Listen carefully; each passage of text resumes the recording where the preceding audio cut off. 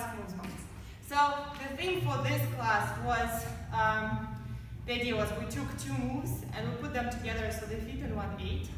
And we worked on kind of like two things. First thing is being very intentional which count you're on. So some moves, for example, will start on 8, like 8, 1, 2, 3. So that's an even count.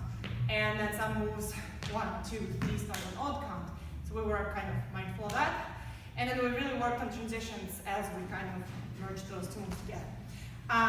So a couple of things I showed you all started from, show it this way, from follow the law. So we did 8, 1, 2, 3, 4, 5, 6, 7. 8, 1, 2, 3, 4, 5, 6, 7. So we merged follow the law and booty forward. Same thing with booty back. 8, 1, 2, 3, sorry. 8, 1, 2, 3, 4, 5, 6, 7. 8, 1, 2, 3, 4, 5, 6, 7. So we did that. Then we did that into rocks, and I showed you the hop. So the easy way.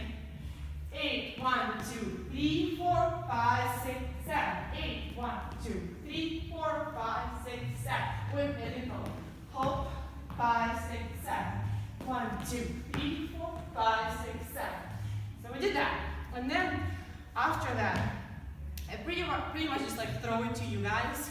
And we did this little exercise where you chose two moves and you put them together in 1/8 however you wanted, and you worked on transitions, and there were so many ideas.